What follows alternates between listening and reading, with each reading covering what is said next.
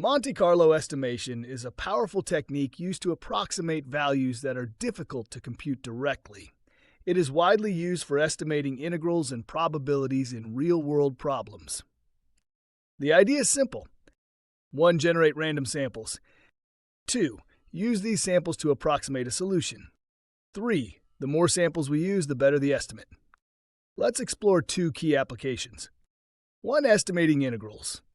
Many problems in physics, engineering, and finance involve complex integrals that cannot be solved easily. Monte Carlo methods provide an alternative by using random sampling. Here's how it works. Select a region where the integral is defined. Generate random points in this region. Use the fraction of points that satisfy a condition to approximate the integral's value. Example: imagine we want to estimate the area under a curve. We randomly place points in a bounding box. The proportion of points that fall below the curve gives an approximation of the integral. Monte Carlo integration is especially useful for high-dimensional problems where traditional numerical methods struggle. 2. Estimating probabilities. Monte Carlo methods are also used to estimate probabilities when analytical solutions are complex or impossible.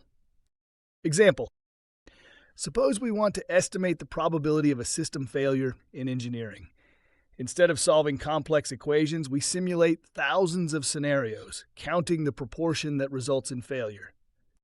This technique is used in finance, risk analysis, and option pricing; physics, particle simulations; machine learning, Bayesian inference.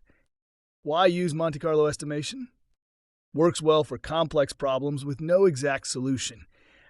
Scales efficiently to high dimensions where other methods fail.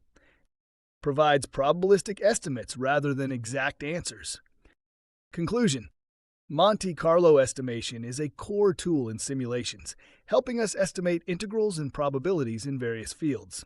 By generating random samples, we can approximate solutions to problems that are otherwise difficult to solve.